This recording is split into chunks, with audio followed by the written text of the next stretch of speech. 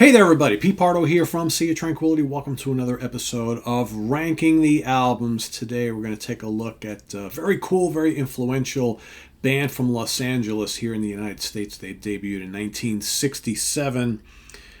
They haven't got a whole bunch of albums, but I'm only going to rank the first four albums. I'll explain why. The band is Spirit. A lot of people have been asking for Spirit over the years. I'm finally getting around to them. So, when it comes down to it, I've always had the first four records, their greatest albums. Those are the four albums with what is considered the classic lineup of the band. Then they kind of broke up.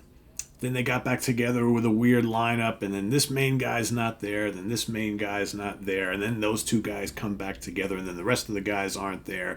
Then they release another album with most of the rest of the classic lineup, but not with one guy. And then half the band leaves, and it stops and starts all throughout their history. Some albums are considered more of a Randy California solo album or an Ed Cassidy solo. It's like it's really messy after their fourth album. So I said, you know what? I'm just going to rank the first four albums because those are really for most people, those are the only albums that anybody really cares about anyway. And those are the true official Spirit albums with the classic lineup of the band. Who is in that classic lineup of the band, you might be asking? Well, we've got Randy California on guitars and vocals. Sadly passed away. In fact, most of these guys are no longer with us. Ed Cassidy on drums. He also passed away. John Locke on keyboards. He's no longer with us. Mark Andes on bass, and Jay Ferguson on vocals. Right? We talked about Mark Andes recently. He wound up being in Firefall later on. Right? A lot of these guys went and did other things. Right? Very prolific musicians here. And for me, Randy California, one of the underrated guitar greats of the '60s into the early '70s. Really, really good player. So, Spirit. Rock band, psychedelic rock band, hard rock band, little bits of prog, little bits of jazz and blues and things like that. Very cool band, very different, very much of their time, right? I think the main issue with, if you go and listen to some of the later albums, is that I had a hard time capturing that initial spirit of the band that was so cool and so unique and so much entrenched in that late 60s psychedelic rock era, right? So, four albums. I'm going to rank them as I like them. So, we're talking about the debut, Spirit. We're talking about The Family That Plays Together, Clear, and The 12 Dreams of Dr. Sardonicus. So, I'm going to start with my number four is going to be The Family That Plays Together. So, that's this one right there. There's Mr. Cassidy on the back, right? Can always spot him with the clean-shaven head and the glasses, right? Second album produced by Lou Adler, who worked with the band quite a bit early on in their career. Starts off really strong. I Got a Line on You. Terrific single. One of their best songs. Great, great song from 1968. Written by Randy. It's got a killer chorus. Really well-used piano in the song. Great lead guitar. Next up, you got the real jazzy It Shall Be. Got horns on it. Sounds a little like Blood, Sweat, and Tears. You got Poor Richard. Is pure psychedelic pop. They do that really, really well. Then you throw in this trippy guitar solo from Randy. His guitar work is such a major part of all of these albums. And even when they're doing more like pop-based stuff, he'll throw in this like fuzzy psychedelic guitar solo. It's always worthwhile hearing him. Silky Sam blends jazz, pop, and psych. You get all these lush strings permeating the classical-inspired Drunkard song. That's kind of interesting, very different. Darlin' If is a bluesy country rock. Over on side two, you got It's All the Same, which is a total rocker. Lots of fuzz tone leads from Randy, which we heard a lot on the debut, which I'll get to in just a little bit. And again, those fuzzy guitar leads appear again with alongside John's electric piano on the song Jewish. It's a good track. Dream With It a Dream blends psych and prog for probably one of the most adventurous songs on this album, I think. Really nice stinging guitar leads from Randy also. You got She Smiles, more of acoustic blues and folk. I'm not as big on that.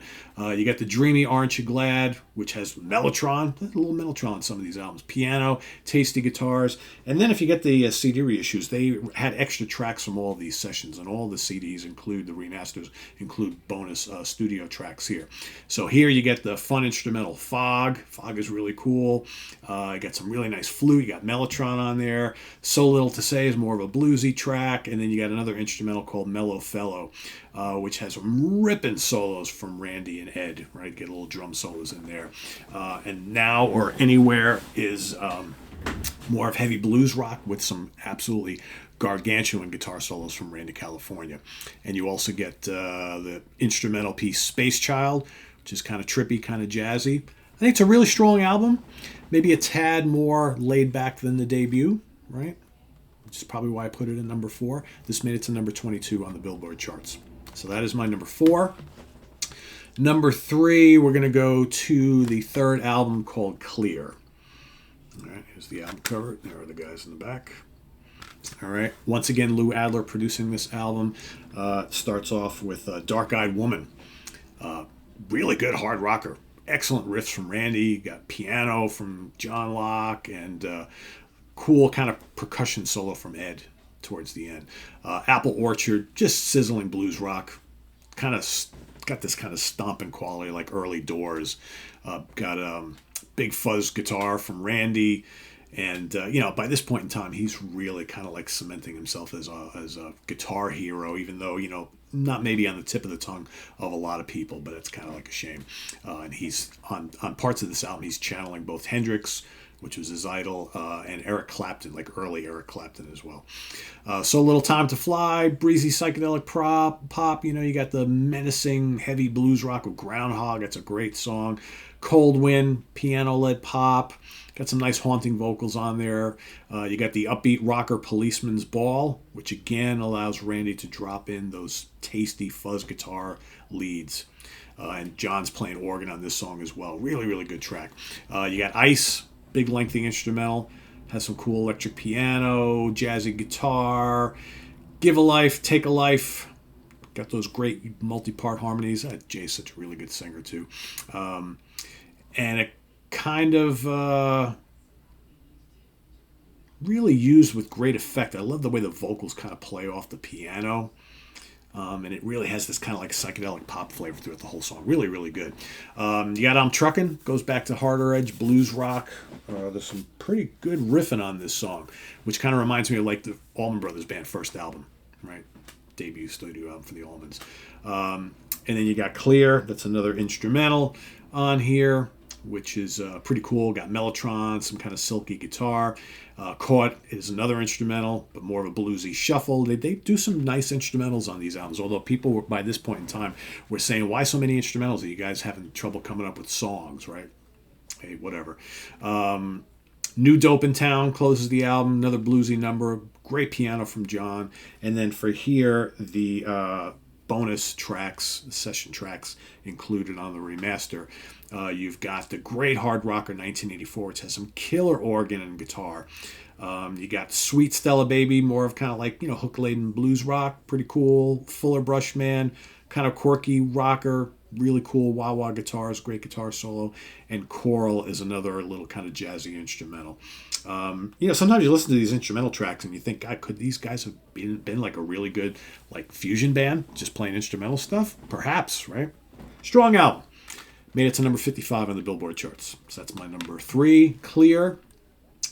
Number 2 is going to be the self-titled debut, just called Spirit. There's all their faces there. I've always thought that was pretty cool. There they are in the back.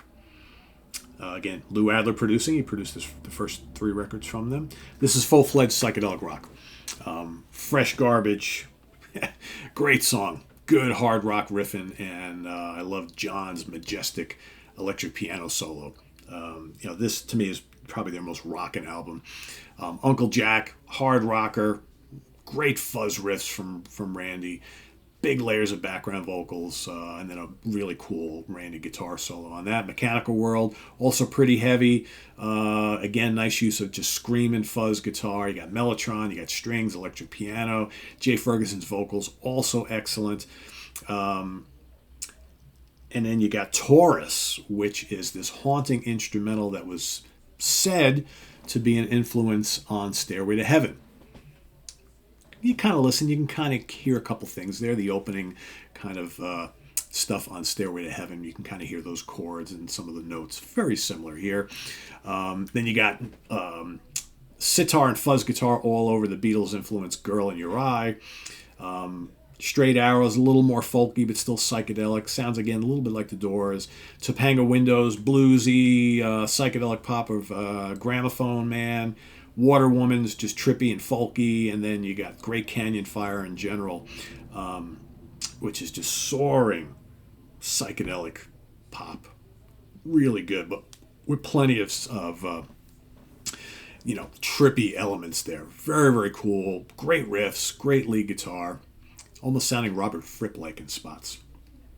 But this is just pre-Fripp bursting on the scene, right? And you got a drum solo from Ed Cassidy in as well. And, Mark Andes, really good bass work on these early albums. Really good bass work. Very good, underrated bass player.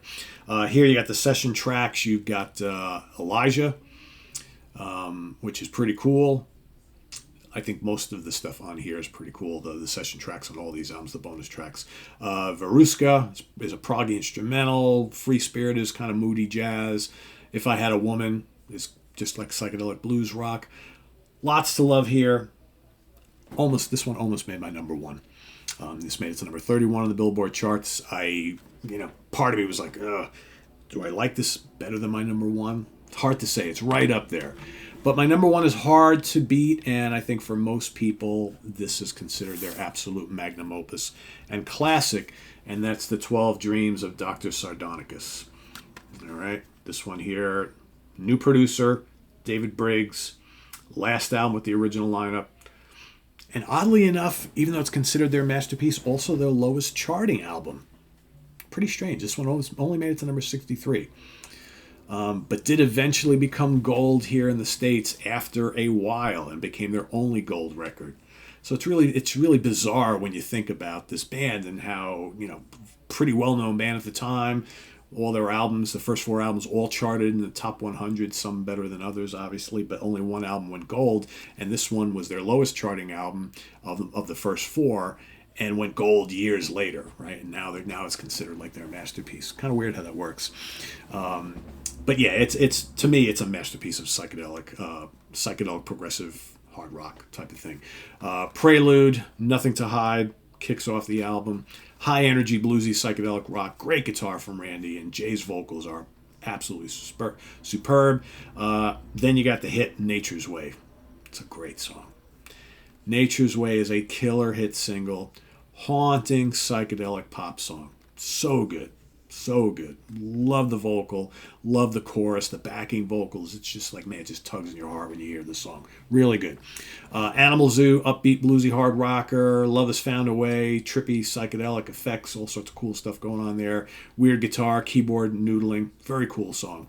Then you get more kind of like folky stuff on Why Can't I Be Free. It's a really nice song. Lot of organ that's saturating all over the rocker Mr. Skin. It's a really cool song. Screaming sax solo on that as well.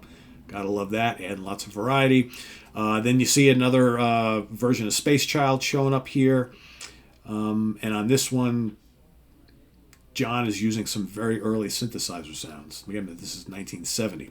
Very, very cool to hear that so early on, right? You get When I Touch You. It's kind of dreamy, hard rock, early proto-prog. Really nice, dramatic song. I like that one quite a bit. Love Jay's vocals. And then these little bursts of heavy guitar and keyboards. Really good. I would say When I Touch You might be one of my favorite songs on here. Really, really cool song. They really mix it up through a lot of different elements there. That's what's really great about this album. You never really know what to expect from track to track. Really, really well done. Streetworm, just bluesy hard rock. Randy's got a killer fuzz guitar solo in there. Life Has Just Begun is psychedelic folk. Morning Will Come, straight up rock and roll, right? That's just a rock song. And then Soldier closes the album on a really kind of like emotional, soaring note. Lush psychedelic pop as they do so well when they want to. Really great melodic bass lines, loads of backing vocals, melancholy piano and organ. Great stuff. Great album. Great tracks. And then the session tracks, the bonus tracks on the remaster, you got Rougher Road, which is kind of intricate textured blues rock, I guess. Great guitar from Randy on that. You get Red Light Roll On is very Beatles influenced. Really cool stuff here. It's a sad thing that this lineup kind of imploded after this near masterpiece. Like I said, you had half the band leaving, bringing in new blood, main guys, Randy kind of comes and goes. Some albums he's just him with a bunch of strangers, and sometimes it's just him and Ed, right? So the whole rest of the catalog is really, really messy. And granted, we're probably going to have folks that are watching today who are kind of like, oh, but I like some of those other albums. It's like, okay, that's cool. If you want to do your full ranking down below, go right ahead. Like I said, for me, it's all about these 4 records, and these are the ones I've always had. The others are just missing that spirit of the original band. So so my number 1, 12 Dreams of Dr. Sardonicus, Spirit, self-titled debut, number 2. Clear is number 3, and The Family That Plays Together is number 4. But honestly, there is no bad album here. All of these are excellent and worthy of being 1, 2, 3, or 4. Right? They're just all really, really good. Very cool band, and like I said, Randy California, for my money, one of the underrated guitar giants of this time period that just never really got the credit that he deserves. So yeah. That's my ranking for Spirit. Let us know what you think down in the comments below, and list them as you like them down there. And we'll see you next week here on Ranking the Albums. We should be doing Tommy Shaw solo plus Shaw Blades, right? I think there's the 2 Shaw Blades albums. Grant Arthur and myself will be doing that next Sunday, so stay tuned for that. And visit us on the web at www.seaoftranquility.org. We're on Facebook, we're on YouTube all together all the damn time. Please subscribe if you haven't already, and click on that notification bell so you get alert of all of our content as a post. And please do hit the like button before you leave. Also down below we got the links to our Ko-Fi page for channel donations, our merch page, and our Cameo page. Thank you in advance for all your support there. And we'll see you soon here with more stuff. I am Pete Pardo. Thanks for watching, everybody. Tune in tomorrow, and happy Memorial Day weekend, everybody. Tune in tomorrow for the Hudson Valley Squares. Till then, have a good one. Bye-bye.